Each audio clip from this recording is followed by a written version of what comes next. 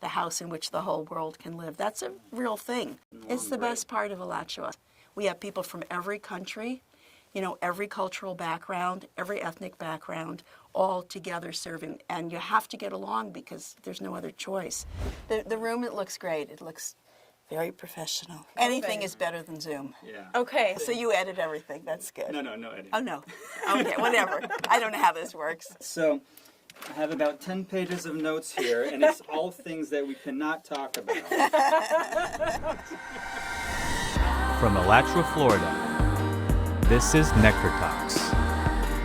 In collaboration with Krishna.com. And in service to our Bhakti community. Hello, guys. Hi, Yvonne. How you doing? Thank you so much for coming. It's windy. I have to fix my hair. Woody, how are you doing? Where did the song set to go?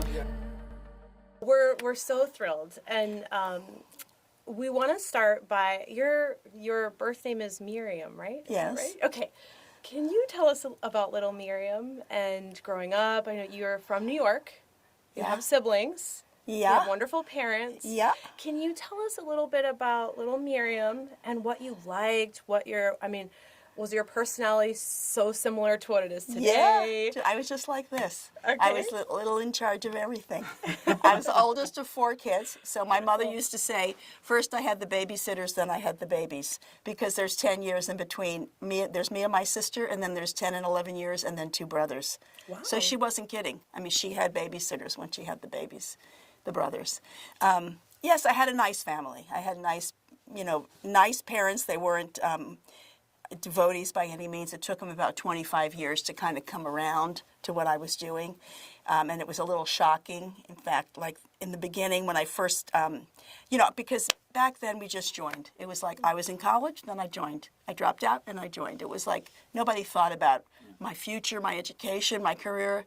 Not at all. I just wanted to be part of the team, the devotees that I met. I'd read Bhagavad Gita. I loved it. I thought I want to study this. It wasn't that hard to do back then. But for my parents, it was super hard because they had big expectations and I had kind of crushed them. And when I came home with the Bhagavad Gita, my father said, I still have hope for the other 3. Don't bring that book in the house. So it was like were that. you in college at that time? Yeah, I was a student at University of Michigan, and I had to visit 3 religious places for one of the classes I took, and I was living in a house with my boyfriend and Leka Shravanti, Lisa Ruther, and her boyfriend. We all lived together in a house, and he was older than us by about at least 10 years, maybe 15 years. He was older, and he had seen Prabhupada in New York, and then he'd seen him again when he first went to New Vrindavan. So he knew about the Hare Krishnas, and he said, you have to go to a Hare Krishna temple as one of your places. So I went to the temple in Detroit. And, it was just like instant connection. It was all pastel colors painted inside, and Prabhupada's tape was playing in the background, and you walked up into the attic to go to the temple room. It was full of incense smoke. It was like super cool and, esoteric. And the devotees were very, very sweet, very friendly, so personal and nice. How could you not just get drawn right in? And then I took home a Bhagavad Gita and I read it. I sat on the front porch of our house in Ann Arbor and I just read the book and I thought, oh yeah, this is what I want to study. Every question you could think of was there. We all wanted to be spiritual. We just had no idea how to do that. We really, especially me, I was so clueless, but I knew I wanted to be close to God. I wanted to be spiritual. And, I was raised in a Jewish family, so we went to synagogue. I went to Hebrew school. I was confirmed. I was bat mitzvahed. They tried everything. It just, nothing was appealing or interesting to me. None of that. It was kind of dry and depressing a little. But I did it. It was my culture. Yeah. I didn't mind doing it, but it didn't get me anywhere. So. Who were some of the devotees that you remember that had a big impact on you? Well, the temple president, Govardhan, was like the most wonderful person. He was so sweet and kind and intelligent and very personal with everyone. So I really, really liked him. Also, I married my boyfriend, and so he wasn't my husband yet, but he was also liked Govardhan a lot. And Rangavati was there. So if you know Rangavati, because she's here too. Yes. Well, you could just get she's like a magnet. She's a love magnet. She was so sweet to me. Yes. And there was another devotee who's not, I don't think she's around anymore, named Dakayani. She was very personal and nice with me. Nartamananda was there, and those are some of the people I It's remember. wonderful how that, I've heard that being the reason why people joined over and over and over. That is the people. Well, of it's- course you have the philosophy, but it seems like the people and that personalism you're talking about, and just the love, and that's a legacy that we want to keep. Yes, carrying. it still matters. Right. Because we hear the opposite thing happening with, I've heard from people who say they've been to temples many times and no one's ever talked to them. Right. That's very heartbreaking to hear. And I see people who come to our temple and I know devotees who make friends with the new people that come, and it makes, all the difference in the world. Yeah, it's so crucial because on the outside, what we're doing looks so foreign, and while it's fascinating and beautiful, I feel like for someone who's coming in new, especially if they're coming to the Alachua Temple, which is a massive community, it can feel really like, should I be here? I don't know. Everyone seems to know each other except me. Like, to have a friendly person come up and just take you under their wing and take you around seems like it would be necessary, I think. It is necessary, and I wish there were more people younger than my generation who were doing that, who were ready to meet people on Sunday. It's fun. It's nice. And you don't even have to, get into deep preaching. You just have to, introduce yourself, tell them what we do here. How did you find out about coming here? And Be curious about who they Yes, are, exactly. why they came, Exactly. why they're interested. Yeah. And there's other ways too, because it is such a large community. I think the small groups is a key technique to get people to fit in. Men's groups, women's groups, reading groups, all these small groups where you can connect on a more personal, intimate level, I think is one of the key ways to have this community develop and not feel alienated.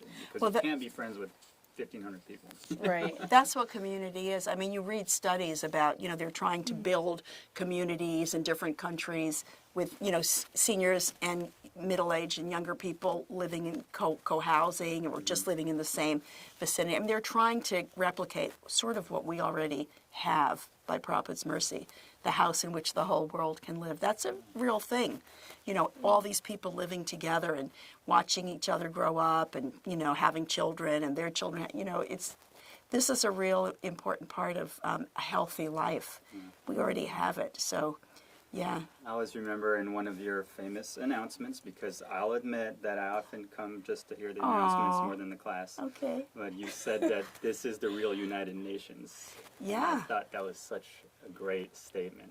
Because It's one- we are doing Yeah. it. It's happening. You have people from so many different backgrounds, countries, cultures, and we're all getting along It's the great. best part of Alachua. That's something that we have that no other temple in ISKCON, the whole worldwide, has. We have people from every country, every cultural background, every ethnic background, all together serving. We don't have one dominant. We don't even have Western people dominating or American-born, whatever we call us. There's a great mix, and you have to get along because there's no other choice. If everybody's from the same background, it's so boring. I wouldn't want that. This is so much more challenging and so much more interesting. You have to learn how to be patient with people because, people think differently. The way they express themselves is different. And people are struggling to use English sometimes when it's not their first language, and so it doesn't come out the way you might think it should, and you have to. And I see that. I see constantly devotees develop patience with other people so they can be, so they can relate to them and they can be friends with them. Right. It's a great thing that happens here. So jumping back a little bit, what are some of the other places that you kind of grew up in Krishna consciousness other than you started in Detroit? Yes, I started in Detroit, and then we moved to Sarasota, Florida, because my husband said, one of these days we're not going to be able to work 16 hours a day, and then who's going to take care of us? We got to go.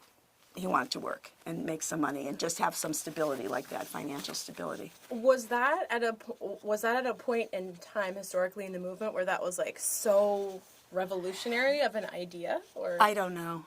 I don't know what other. I mean, I think. Well, I don't know what other places were doing, but it did sort of happen.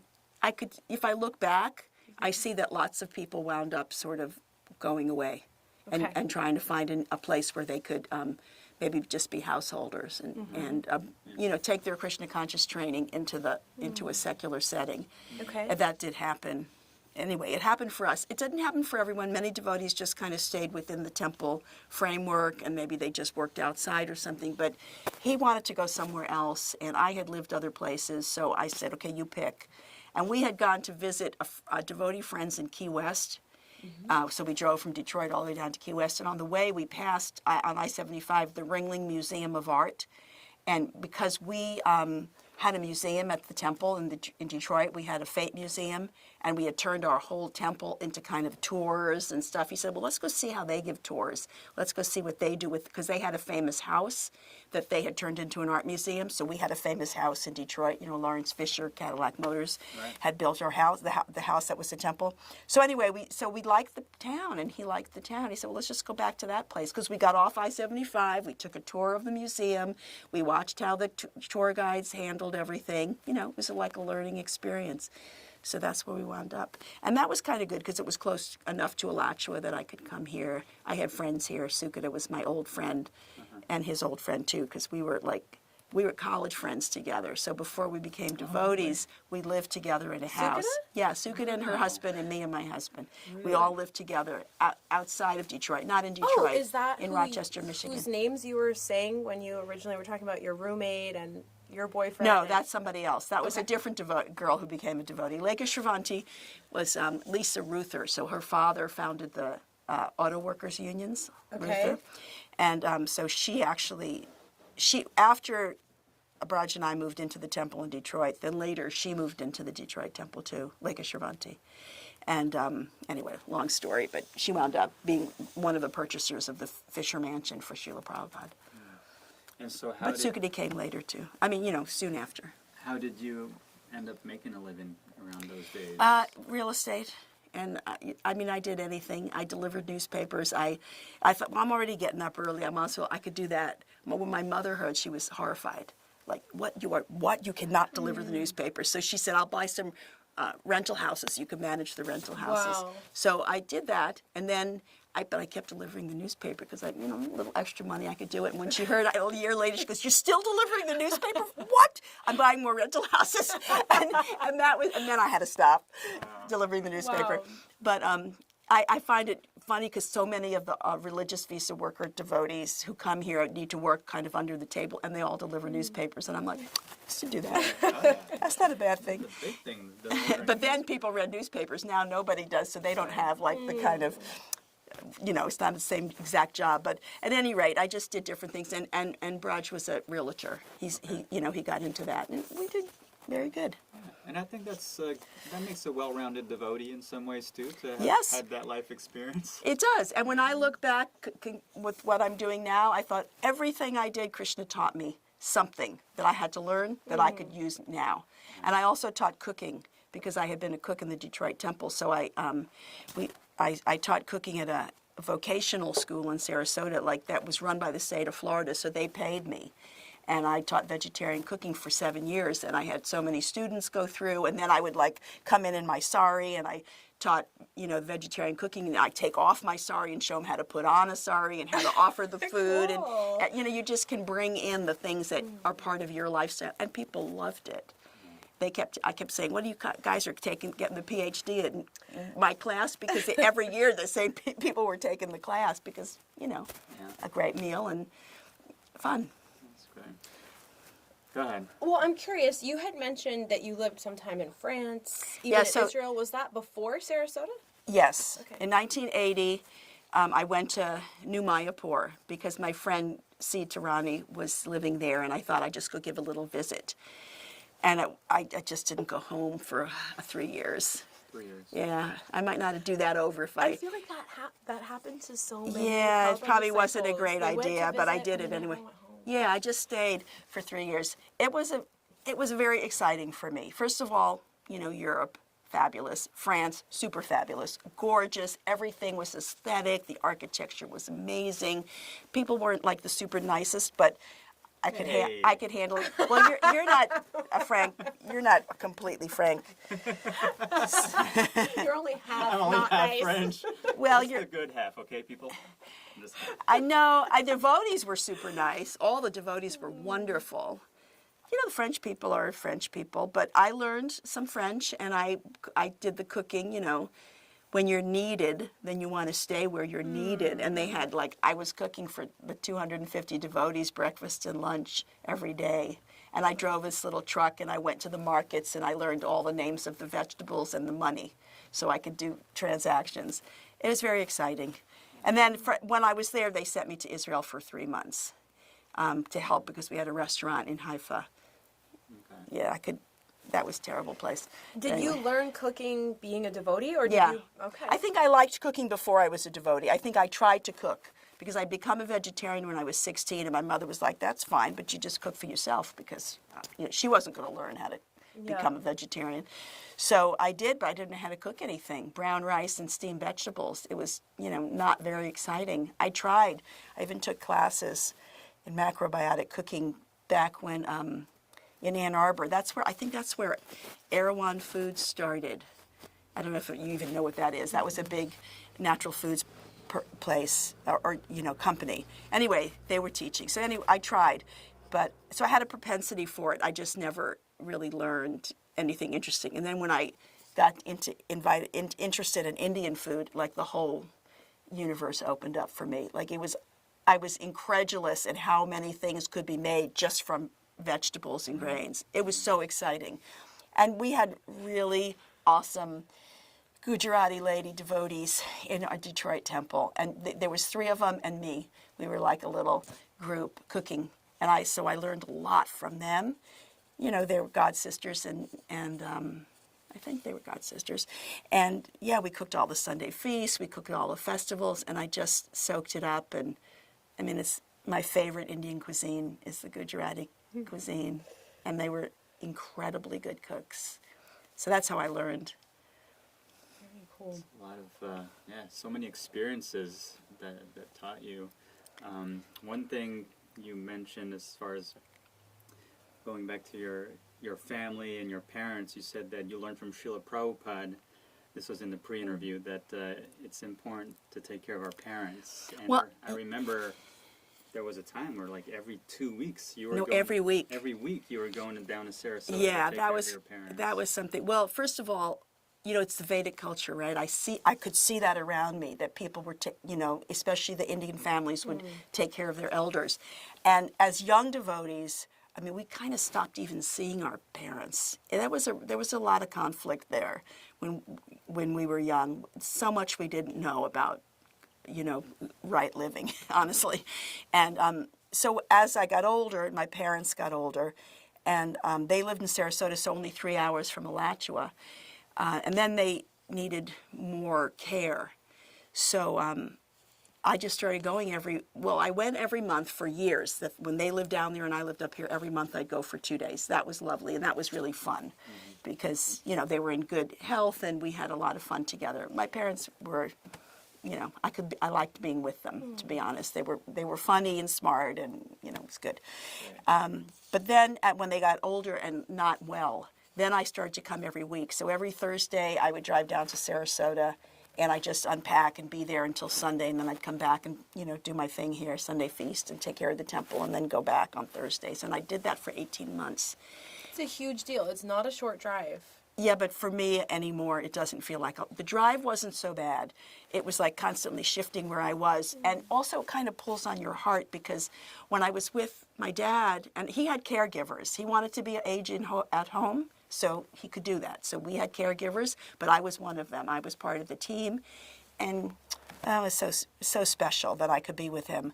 And I always used to think, so many devotees get to chant to their parents when they die, or they get to be around, or there's something. And I thought that'll never happen to me because, my parents, they're not into Krishna Consciousness or chanting, and I have siblings, they'll probably be there.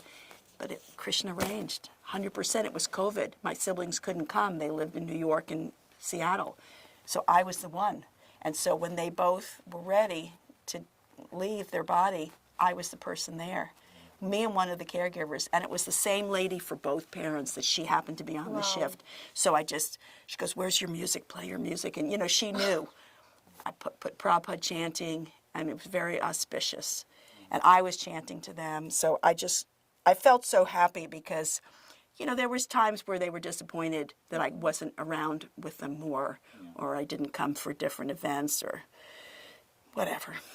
This is actually something I've been thinking about a lot lately, and my mom's in town right now, and I'm wondering, for a young person who comes into Krishna consciousness and you fall in love so fast and your life takes a 180, I think it's a unique, I'm not saying it's a better type of parent, but it's a unique type of parent that can be excited for you and feel safe about it. It's unique. It's very common for parents to, or it was my experience and your experience, for parents to be totally freaked out.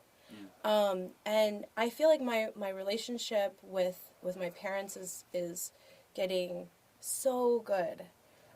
But now that it's getting so good and so communicative, my mom is feeling more safe to kind of explore conversations about how that was really hard for her. Like, really hard for her. And I'm seeing it from a different perspective now that I have my own kids, I'm older, I've experienced more of life, and I give her credit for her feelings rather than thinking, she was just overreacting or, in Maya or whatever. So I'm kind of wondering, is there any way around that for a young person who comes into Krishna consciousness to just, I think having a cool atmosphere of people who are encouraging us to, like, just take it easy, love our people, love our family.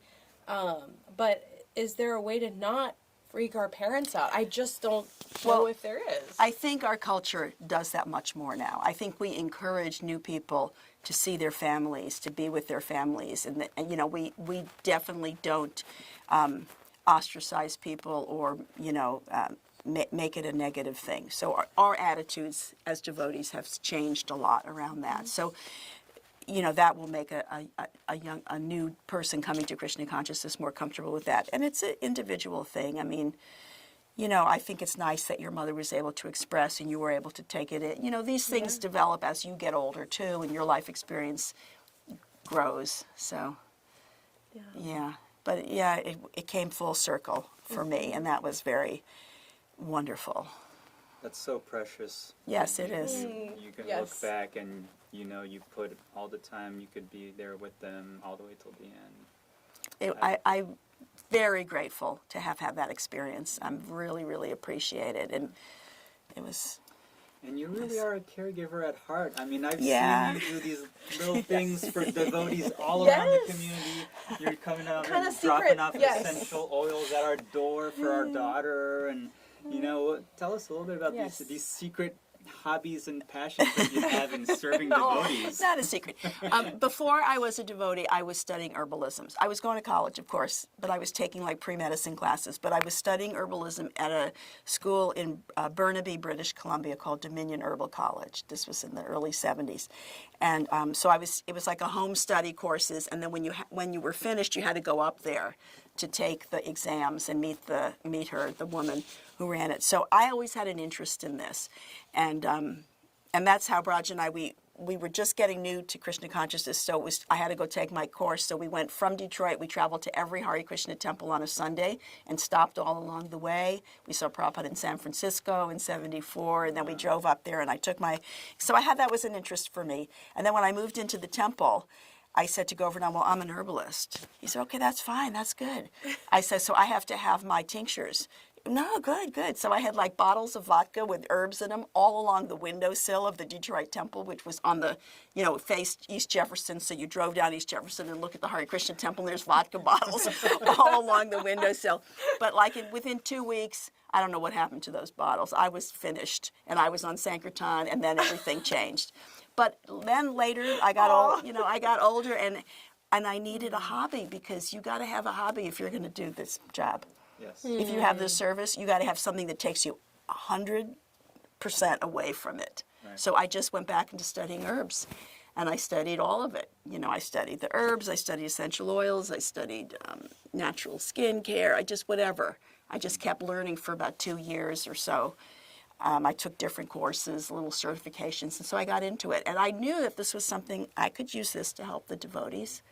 So it's just a little, adjunct to what I already wanted to do anyway, take care of the devotees. Are there other little hobbies like that you have? I got grandchildren now. That's kind of like a hobby. Yeah. How old are they? 5 and 3. Super sweet. Where are they? Where do They're they in live? Sarasota. Ambarish Okay. lives in Sarasota. Yeah. So that's fun. So you have the That's my one kids' son. ages. I have one son. One son. Okay. Yeah. So I do that, and that's.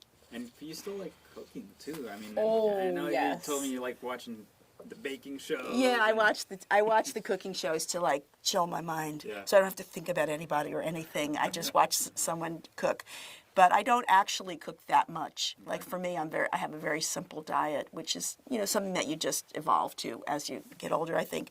And I'll cook at the temple kitchen on certain times when it's required. Like we had Shanka for a long time, and when he passed away, we had no one to replace him. So for a year, I was cooking the Sunday feast. And then when we finally got someone in to do that, so I'll just jump in because I can cook quantity, which is a different, kind of cooking than just cooking at home. But I don't do it that much. I like it, I wouldn't do it every day if I could help it, but I do like it.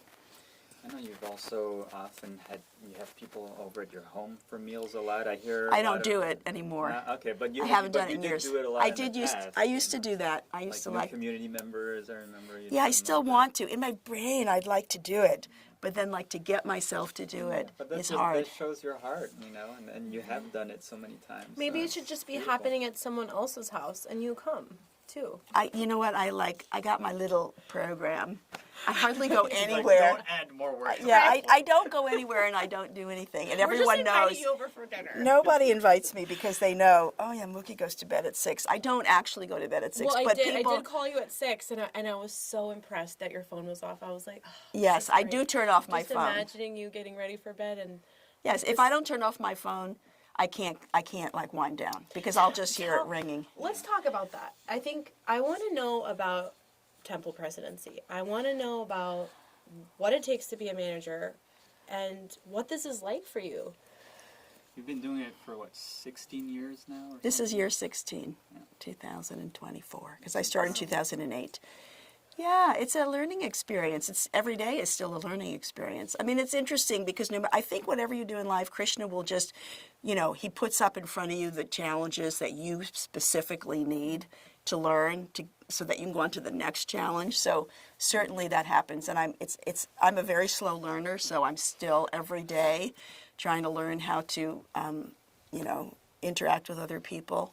But it's a very creative service. It encompasses many different areas. You have the financial area and, maintenance and deity worship and then just project development and then team building and interacting with here we have the schools, 2 schools. One is a Gurukula, one is a state Florida school. We have a lot of different things. So it's very creative. And I really like that.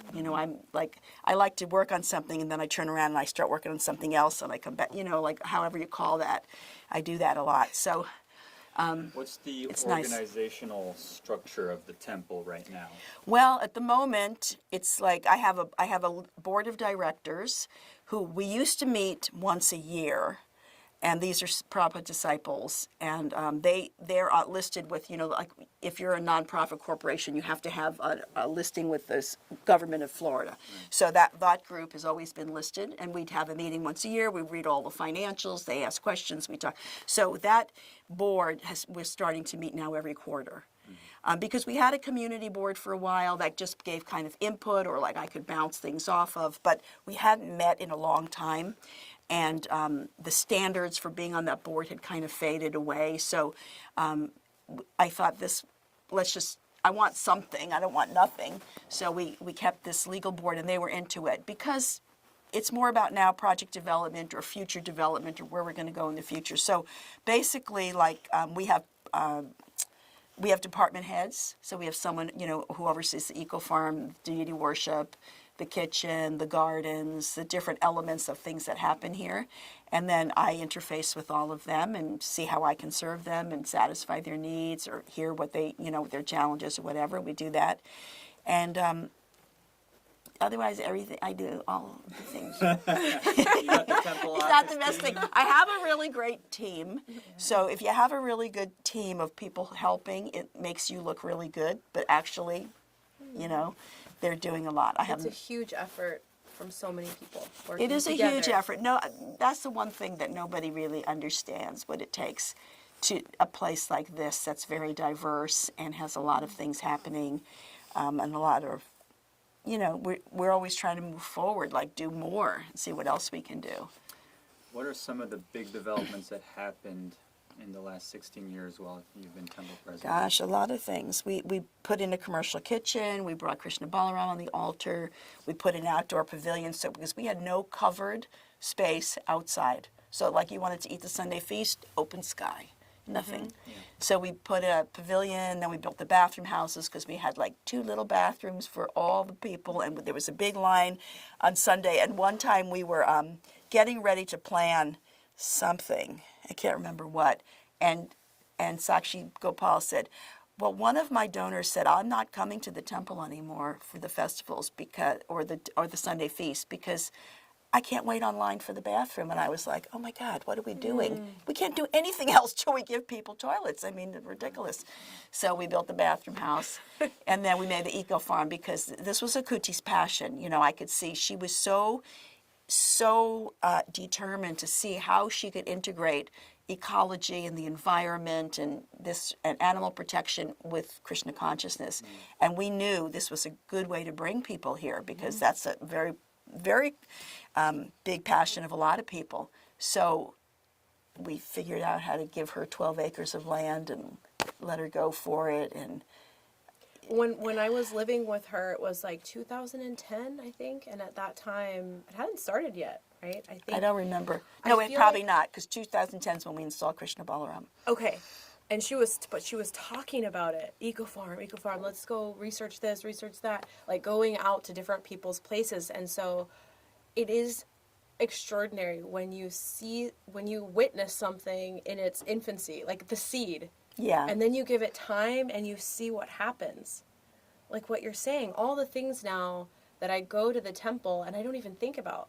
And you're reminding me of when we only had one bathroom at the festivals, or we had to take prasadam, I think, inside the temple room if it was raining. Yeah. The deities would close and we'd all crowded and it was steamy and stuff. All these things that you've done. And also, when we did our pre-interview 3 years ago, you were talking about this plan for an altar, a new altar. Right. And now we have it already. You mean the Shringasan? Yeah. Yes. Yes. I mean, that wasn't my plan. That was Gandharvika's plan. Gandharvika, the Russian devotee who's passed away, she was a brilliant artist, and she was like a quiet force of nature. And she wanted that Shringasan so bad. And I was like, no, we don't need a new Shringasan. I love the Shringasan we have. The And is devotees this- made it by hand. Was it her husband who made the white one? Yes, her husband and Akuti made the white one. And I loved it because our devotees made it. I'm like, no, we're not getting a new one. I love it. And she's like, okay. Then she'd come back and a little bit later and go, we really should have. And I didn't want something made in India. I want something that we made. But one day she came and said, I got all the money, $50,000. I said, oh, okay, go for it. She was determined. That was like the 3rd or 4th time she had come to ask me about it. So I said, go for it. And So of course, that's the tip for everyone. Come with the money and determination, and you'll get it done. well, that kind of works. And it's fabulous. I mean, every day I enjoy it. I think about it. Every single day when I see it, I'm like, look at how beautiful it is, the way it's designed. It even looks like a little Russian St. Petersburg thing with the domes, the way they're kind of compressed like So that. did she design that? She designed it. She had it Wow. made in somewhere, I think around Vrindavan. I'm not sure. Okay. And then they had to have it brought over and gets shipped in pieces, so it's like a puzzle. We had to spread it out on the stage under the pavilion to see which pieces went with what. Because sometimes you could be like missing a piece and then you don't have it. Everything. It was just awesome. the way it came together. And she had a whole team of people doing different things to get it built and put up. And yeah, that's a legacy of hers. That she Yeah. did many things here. I was gonna say so many. I mean, this is one of her paintings right here Yeah. that I have on my phone cover. She did famous paintings and backdrops, and yeah, she was just this little quiet inspiration for many of us. Yeah. So I'll always be grateful to her for those Sringazans, which I did not want, and she was going to get them, and she got them. And I'm so happy she did. What about looking into the future? Are there any developments that are in the works that we may not know about? Well, that could be disclosed, or Well, first of all, you may know that we're building cottages on the eco farm, and Yes. that's in process, and 1,000 square foot, what the county calls a craft house, but it will be an educational. What we can teach things there, yoga classes, seen mridanga the classes. groundwork? We could teach for. I've been on the eco farm. Okay. Yeah. Yeah, well, I mean, have you seen the foundations and stuff No. for these? It's new getting. buildings? It's they're Okay. building it. They're in the exciting. process. When in 2013. What happened was, okay, we put in the commercial kitchen and we put up the pavilion, and then the county said, you cannot put up one more thing unless you have a master plan. Because, you know, all these years since 1977, the devotees have been throwing up mobile homes and shacks and, you know, whatever. I mean, unbelievable. And nothing, like when I came, I was like, everything was deferred maintenance. Like for years, we kept fixing things because nothing had really been able to be maintained. So the county said, nothing's going to happen out there now. You have to go through us. So we did a master plan, and we hired a civil engineer, and he came out, and we had about 20 devotees that we just invited for various demographics of the community, and we talked about what would we like to see here, because whatever you put on that master plan is all you are allowed to have. So if it's not on there, you're not going to have it in 5 or 10 years from then. So we had to think of everything, and we had to also be realistic, because it wasn't like they were going to say you could have anything. We couldn't have a 100-unit apartment building. We had it, you know, we still have to match the zoning. We have to match what they have in their codes. 1 house per 5 acres, not 2 houses on a 5-acre piece, 1 house. So we have to match all that. And even our ashrams, I know this is going to go on the internet, I'm not going to say anything, but we could switch out a mobile home for a regular built home, and that's what we started doing. You know, Sakshi Gopal was in this little tin can for a single wide, super old, what do you call, like do you call them motor homes? Yeah, mobile homes. Terrible place. And I'm like, we got to build you a house. He goes, no, everybody, my house is fine. Every year, my house is fine, I don't need a house. I'm like, I can't, you know, people were coming into his home like Grand Central Station every Sunday. And I said, Sakshi, this is not okay. We can't live like this. He said, everybody likes my house. I said, nobody likes your house. They like you. Nobody likes this house. We got to get you a house. So then we built a proper home for him. When we built it just suitable for what he does, a big living room, a cooking space outside, a cooking space because he cooks for all these donors in his notebook. He goes out all year long, visits everybody, and gives them prasadam, and he gives them little gifts, keeping connection, does lots of programs in people's homes, making new friends and making devotees. So we started turning the mobile homes that were really falling apart into proper built homes. So we have a new men's ashram. And then over time, over COVID, I started getting more and more inquiries, especially from young men who wanted to learn about Krishna consciousness. And it was like, you know, sometimes like Krishna starts to tell you to do something, but you don't really recognize that it's Krishna, and then it just keeps happening, and still you don't recognize, and then all of a sudden, it's like, okay, I get it. So many people were asking, so I said we have to have an ashram for bhaktas. Because over the years, we tried to put bhaktas into the ashrams that we had with devotees who were already initiated and have their own ways about doing things and were working and living here. You cannot mix brand new people with those guys. It never worked ever, and I kept doing it because I couldn't say no. You can't live here. And then I just finally said, don't let me ever do this again, Asta. I have to, we can't do it. It doesn't work. You can't mix those two groups. So then... Asta as in... Asta Saki. Your temple office partner. Like my right hand, yes. Your right hand. So anyway, we decided to build an ashram for bhaktas, and Prangovinda kind of signed on to be the bhakta leader, because without a bhakta leader, you can't really have a bhakta ashram. You have to have a person. And then we did a lot of, conferring with Krishna House. We had meetings with them. They were awesome. Prabhupada Priya and Shruti Sagar just meeting with us to tell us every detail of what, how they do what they do. Kalakanta met with us a few times.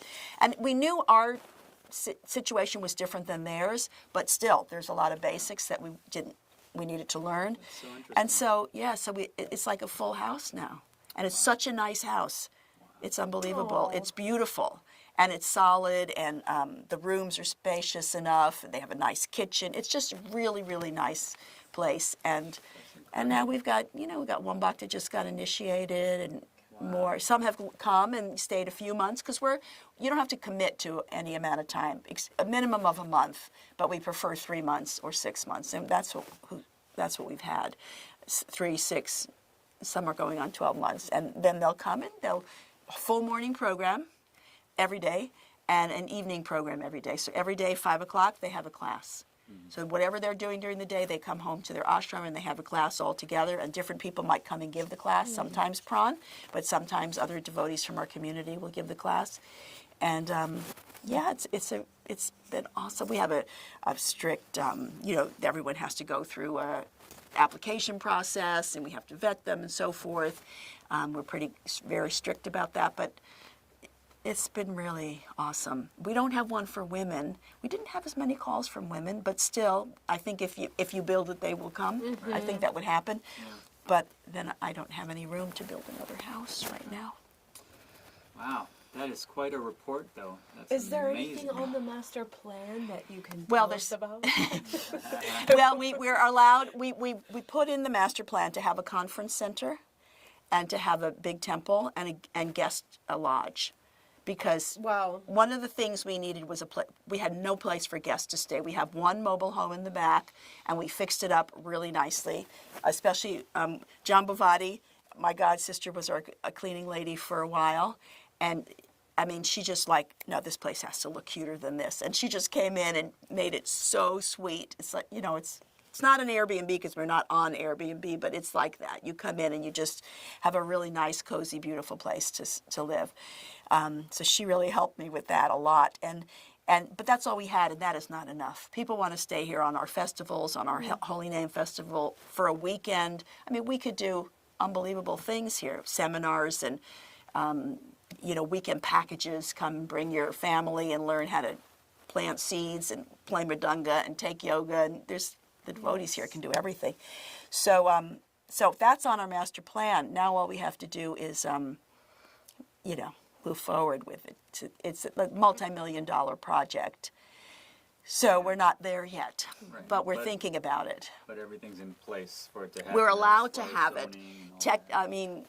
Technically we're allowed to have it. Now when we go to do it, the county will have their ideas about, because we're not connected to sewer in our area. We've met with Alachua, the city of Alachua, to see if they can bring it down to us, and they're like, no, it's not coming down that far.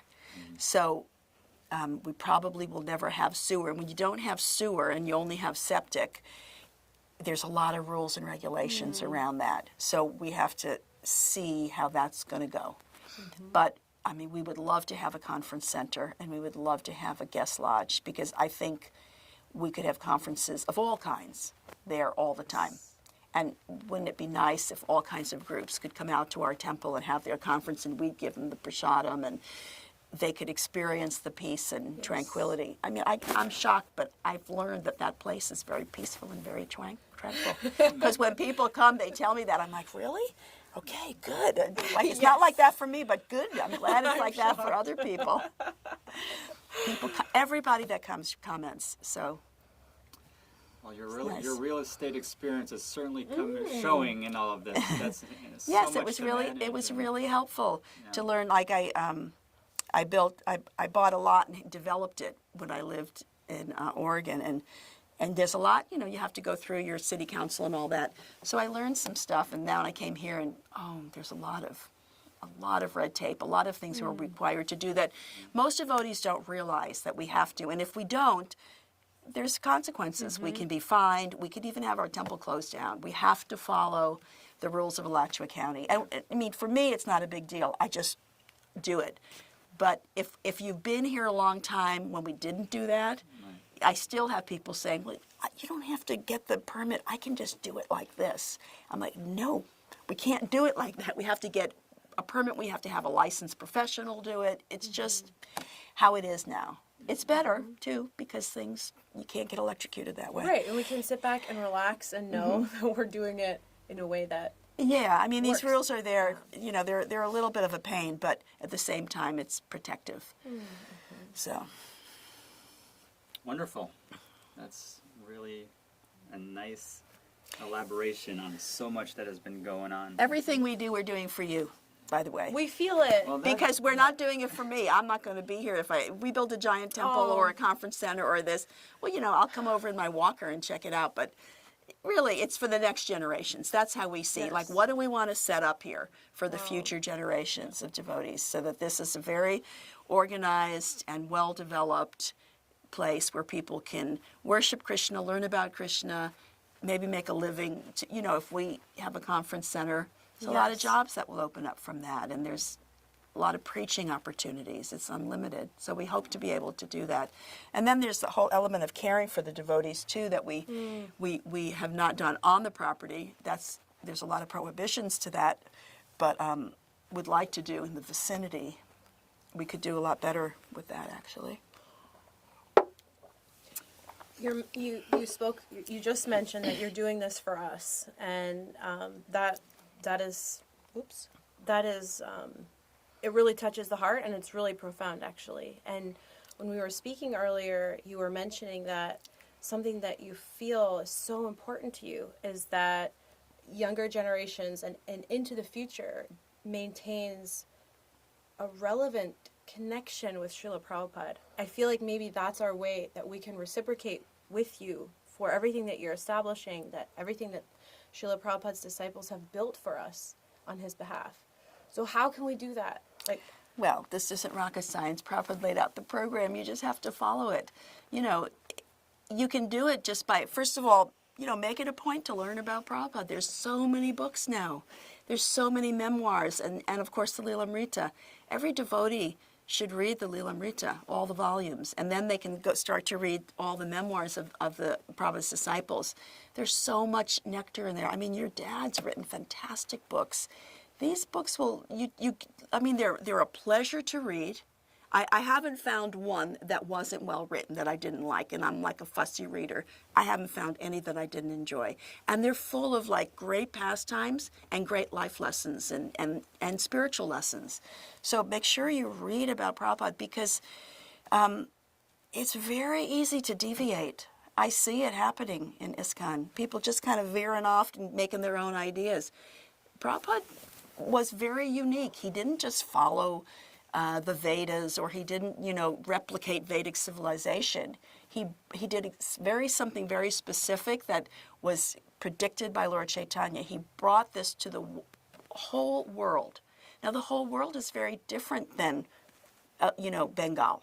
It's a very diverse place, and he had to figure out how am I going to, make these people interested in this, and he combined intense purity and simplicity with really brilliant thinking of how to do this. So we want to learn about what he did and how he did it and not go away from that. It would be very unfortunate if anyone was any type of person, any demographic of person was cut out of having the same Krishna conscious experience that all of us had, all of Prabhupada's disciples had. So, I feel like because this community has so many older devotees, the shape of it is still, what Prabhupada would recognize and appreciate. So just fit in with that. But definitely ask questions and read about Srila Prabhupada and learn that. People have to read that, I believe, now to get initiated. There's some elements that you have to take the Guru Disciple course, understand Prabhupada's preeminent position in our movement, and and that sort of thing. But Wow, yeah, that's a really good angle. I hadn't. It doesn't always surface to my mind, but Prabhupada had a very specific strategy, and his purity, his background, it's all right there. If we learn about him, then we'll stay in line. It helps. I was actually telling Amrita Kelly earlier that when you grow up in the movement, sometimes it's like overboard Prabhupada emotions that are being thrown at you because, okay, for my parents, Prabhupada's disciples, they had that personal connection with Prabhupada. And so it's not always easy for someone who hasn't had that to connect on that emotional level that I think does surface a lot. But what you just described is a very clear, strategic, philosophical understanding of Prabhupada, and you're elaborating on how important it is to stay in line with that for Lord Chaitanya's movement to stay together and stay on focus. So I really appreciate that. good. I don't know what it's like to be that next generation, and I always think, well, Prabhupada's accessible to everyone, and when you endeavor, I mean, you've all found strength in your own life, right? I mean, when life gives you lemons, right? You figured out how to turn it into something nice. Both of you, I know, and that's kind of inner strength is actually coming from the mercy of Srila Prabhupada. But I don't know how you experience it exactly. But the kind of devotees that each of you are, like, I find very inspiring because you're next generation. You had parents who were Prabhupada disciples. You came all on your own to this, and you're like, you take it up with enthusiasm. Like, I can't tell you how chuffed we all feel when we see you coming to the morning program. It's like, it's the greatest feeling. Like, how you're like really proud of your kids, like, but Yes. that's how it feels when we see you like that. It's really, and then what to speak of your children, like, oh my God, it's unbelievable. Like, all these generations and the way people care for each other and take care of each other. And like you said, you're forming men's groups and women's groups and mothers groups and support groups and friends groups come together. Like, look at the way your wife garners all these friendships. Too many groups. Too many groups between us. Well, you have to stay. Just pick one and go for it. But we'll come up with a new one next month. Don't worry. okay, it's good though. It's Yeah. required. Yes, It's yes. required, right? I mean, It's incredible what Srila Prabhupada has established for us, and we're living it, we're watching it flourish. I mean, we are so lucky. We're be so Prabhupada lucky and to have just knowledge. a little bit of intelligence that's been given to us to understand. I mean, I meet people, not anyone can grasp Krishna consciousness, and I feel so lucky to just be able to understand a little bit about Krishna consciousness.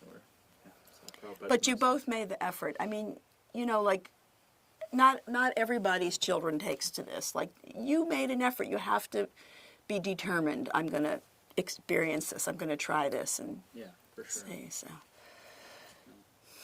I feel like Works doing both ways. this keeps up my determination. Every time that we do this, seriously, I feel renewed, because you all had one Srila Prabhupada, and look at the inspiration that came from that love and those relationships. And I guess, in a sense, we can feel a bit of a loss that we didn't have any of Srila Prabhupada's personal association. However, we have hundreds or thousands of devotees who have Srila Prabhupada. not hundreds and thousands, though. Hundreds, thousands, Hundreds. okay. Hundreds. Tens. Oh, No, there's still a few hundreds. yes. I know. Yeah. Okay. I'm just. Existential Revenue. crisis. But we have you, and I think that is, I mean, that's something that, again, future generations are going to say, you had Srila Prabhupada disciples all through your life, all around you, What was it like? How can you give us that? Tell us about it, Give us what you have. And I think we just have to keep going down, like, gifting it gifting it. That's a great way to put it, actually. Because people have said to me, like, what's it like running a temple with a lot of Prabhupada disciples?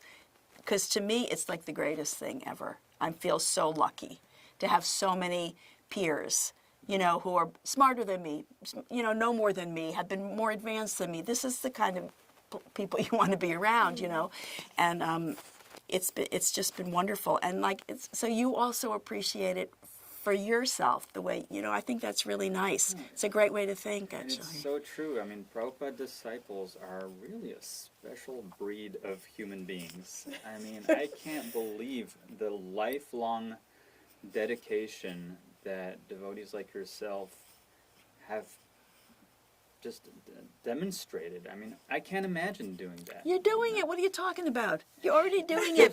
It's different. I had a pretty you- cozy it may- life in some ways. It's hard in other ways. But just, I mean, Our the- lives are the cozy, too. Devotees who are still going out on books, every week and just... But they're not they're going out on books, but they're loving it. They're not nobody's beating them to do it. Yeah, but that's the thing. I think it's because of the background, growing up in the 60s and joining the movement and giving up, it's really shaped a very unique, incredible kind of person that I see in all of you. Yeah, I mean, also there's something good about getting older. You do get a little calmer and a little smarter, and that's so you're seeing a little bit of that too, I Right, think. absolutely. But because there's new generations of people going out distributing books, and they're doing it also out of love, and Bhakti has its own little charger. People do this because it engenders energy, and you just keep doing it. So you're finding, your own ways of doing that. Even mothering, I mean, that's that's amazing. I see sometimes your little Facebook posts with the little things that you're doing with your kids. I probably never did anything good with my kid. Damn, I blew that. I don't think really. Anyway, it was a different time, but. But I love the point you're making, which is that, do what makes you enthusiastic in Krishna consciousness, and we can all find that. And it's true for me, this podcast, as hard as it is sometimes to schedule it, I get so much out of it. Yeah. I mean, to take the time to associate with devotees and learn from them, I think it doesn't get any better. So I'm Good, so and you're grateful good for that. at it. You're both good at this, so just you'll see Krishna has a plan. We don't know what it is exactly, but that's how plans get revealed, by putting one foot in front of the other. I don't know how anything's going to come together, but if you just move forward, that's when Krishna moves 10 steps to you. He makes it doable, happen. I have one last question. Do you have a question? Go ahead. Okay. So speaking of service and what inspires us and getting older, which we're all doing, what do you say about, some service feels so in line with our nature and who we are, and it's we feel like all in. Some service feels like it's not our nature, or we're afraid of it, we're nervous about it, or what do you say about book that? distribution. Or giving class, which I feel like is, it's a thing. It's not many people give class. True. Gosh, I recently had a conversation with Vishaka Prabhu, and I said, for women's voices, should I give class? And she's like, Prabhupada wanted everyone to give class. Man or woman, doesn't matter. And sometimes he just tell them right on the spot, no preparing, nothing, and there'd be 10,000 people out in the group. That they had to speak to. So program. yeah. So yes, so everyone should give class, and if you're nervous about it, great. Everyone should be a little nervous about it. It'll make you study harder. You're talking yourself into it. So I guess I'm just asking, in the course of your life, have you always come across aspects of your service that make you feel uncomfortable, and you do them anyway because you are still fueled by that reciprocation, and also by following your own interests and your own nature as well? Well, first of all, I don't mind a challenge. So sometimes I know that I have to be challenged. Okay, this is a challenge. I don't really, honestly, I'm like a hermit. I would rather just be in my little cave all the time, believe it or not, because I'm always out in the public view. But there's a part of me that, so you force yourself a little bit to do things that you're not necessarily comfortable with. But don't do it too much. Like, you should be doing the things you like to do that make you feel happy, and don't go, you know, you shouldn't be in pain from doing things that just aren't like natural to you. And people don't really have to do that anymore. I mean, we were kind of in this war, you know, and we had to do all kinds of things that were like not necessarily our nature or whatever, but Krishna will compensate, and he will carry what you lack. So if you feel like, okay, I'm just going to try to do this because Vishaka said everyone should do it, and I want to do it, and I'm a talker, and I'm a natural speaker, and I'm, you know, you are good at this stuff. So I'm going to, okay, that push a little bit and see what happens. You're not going to fall apart from this. But at the same time, I don't think anyone should, you know, I don't like to see anybody too uncomfortable. That's like, makes me concerned. It's not sustainable. Yeah, it's not sustainable, and I don't like it. I just like to see people feel good about what they're doing. But challenge yourself sometimes. That is such a perfect word, actually, because I love it's the positive. question and I love the answer. It's so This is positive. great. Yeah. Fresh challenges. I'm just gonna challenge myself because it's good to challenge myself. Like you're saying, going to the gym, you get stronger. Don't worry. Challenges don't have to be scary. You Just try it, and then adventurous. if the worst could happen, you don't do it again or something. Yeah. You know. Yeah, there's one service Such I a great tried for a point. couple of years, and one day I realized this is just not in line with me. It's stressing me out way more than it should, and it was Yeah. a good decision to just step away from that one. Yeah, I don't think you should get too stressed all the time. You should be too stressed. Because even like, I mean, I meet people who all they do is distribute books. That's it. They're in the van and they're going place to place. And, you know, you can't do that if you're too stressed out all the time. So just because you don't like it, someone else really likes it. And it doesn't make what they're doing any less admirable just because they like it. I mean, it is hard, and it's probably hard for them. Just like we have days that are hard to get going too. But devotional service is not, it's not just like work. It's this very magical activity that purifies you. So when you become purified, you're enjoying it more also. And that's what I try to like get the devotees to understand. Like when I ask you to come wash the pots, this isn't like, you know, oh, I have to clean the house. I hate cleaning my house. This is like when you get in the kitchen and you're with other people and you're cleaning the kitchen, you're cleaning the pots, or you're schlepping things here and there, or cleaning bathrooms. It's purifying you, and you will feel different when you're finished with that.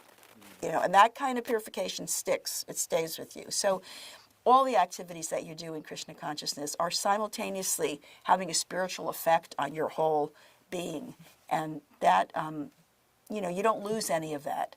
You know, that's the stuff that stays with you even lifetime after lifetime. So just remember that even if your mind is saying, like, I don't really like this, you're still having a good effect on you. And you might like it a little better the next time because of that cleansing that happens there. I was going to ask, for whatever reason, there's times when I would get involved in a service and I would always question, like, is this devotional service? Is it devotional service? But you kind of answered that, you know, if I'm feeling good at the end of it, if I feel purified, you know, there's ways to identify it. Yeah, I mean, if some spiritual authority asks you to do it, it's devotional service. If you're doing it because you know it's in line with Prabhupada's teachings or what the temple needs, it's devotional service. You know, there's ways of identifying that. I mean, everything you do, like, you know, okay, you're a pilot, but this is your service also because you're supporting your family, you're supporting your temple, sometimes you interact with other people out there, you know, and give them books and who knows what. I know you meet people and stuff. You're supporting your mom, you know, just different things. So that's also service. I think it's so important to meditate on that personally, and I feel like it's something I've been trying to marinate in since the beginning, that the way that Krishna conscious service looked for Srila Prabhupada disciples was a battlefield. And you're saying we're not in war so much anymore. It's not the same. So just because that you know, I live in I live comfortably. You know, I feel like I have a really safe, beautiful environment to raise my family. I'm not going out on books every day. That doesn't mean I'm not doing service too. Of course, you You are know. doing service. Your children are like your deities. You're taking care of them nicely. I mean, But have you ever struggled with those feelings Yeah, of, am I absolutely. doing Yeah. Like, enough? I always or- look at it as Prabhupada's program, I feel, is not just sadhana. If all I'm doing is sadhana, I feel like there's something missing. I should be doing some kind of service. And so that's where I've run into that question, okay, is this, if I'm building altars for devotees, is that enough? Is it a service? I mean, obviously it is. Yeah, But we're kidding. But I get the point, because that's the reference that we've had all these years as first generation devotees who come from a very different That's background right. and a different time frame. that's right. So that is our contribution. I think the second generation devotees specifically is to figure out these adjustments, or how do we place ourselves within bhakti in our time and circumstance. And like you said, how do we take the infrastructure that you've given us and build on that and use that, which is like all the facility that you're talking about that we The have. facility is there, but also like your householders, your homes is part of the facility. You have friends over. You're both initiated. You have to stay to your vows. I mean, don't think you can't do anything. You have to keep your vows. That's very important, and that will be that's your service too. That's your basis. But taking care of your families, taking care of your friendships, seeing ways that you can serve other devotees, which both of you do. You're the anonymous Thanksgiving donor and deliverer of meals.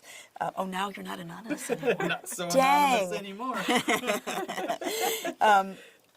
You're all. This is what happens. Your heart gets soft when you're engaged rightly in Krishna consciousness, and so you just naturally and organically start to do other kinds of service. But just being a good householder, a good neighbor, these, and you both come to the temple. You both engage. I mean, so it's not like you just don't ever show up.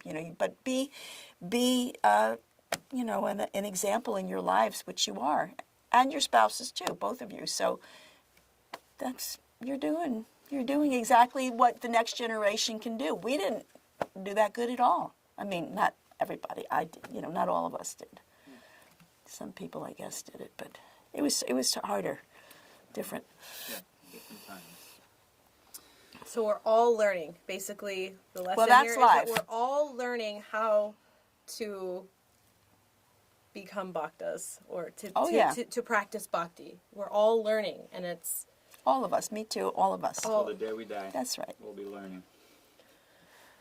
So there's good teachers out there. All Prabhupada's books, very good teachers. And every pastime that's happened there's an example or a lesson in that thing, and you can figure out how to apply it to you. And it's just because you're not a Babaji, doesn't mean it doesn't apply to you. There's ways. So It's all encompassing. Thank you Thank you so so much.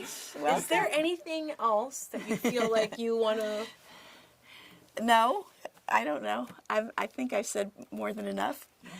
Have I? Have I? This is lovely. Okay. Absolutely. So wonderful. We covered a lot of ground. Okay. We got to know you and your Okay, background. good. We got to, learn about how the temple's being run and so many projects that have taken place and what's to come, and we got into some deep talks as well. Yeah. I'm thrilled. This was awesome. for Good, our I'm first glad. I mean, episode. each one of those topics could be its own, like Right. there's a lot more that we can be doing. But I mean, honestly, I just try to always think how I could do this better, how I could be more in tune with what the community needs. It's a very interesting blend of, engaging the community, which is very broad, very, very broad levels of interest in Krishna consciousness in the community, and then, the programs that Prabhupada set up, the deity worship and the prasadam distribution, and the book distribution, and the outreach and all of that. So, Thank you so much. You helped me. Any Thank announcement you. you want to make before we go back to parking? Or I think I do that enough. That's where I'm afraid that for people to have to hear me talk anymore, to tell them how to properly parallel park. I don't want to have to do that. We're good. Thank you again. Okay. Hare Hare Krishna. Thank you. Jai Srila Prabhupada. Jai Prabhupada. Hare Krishna,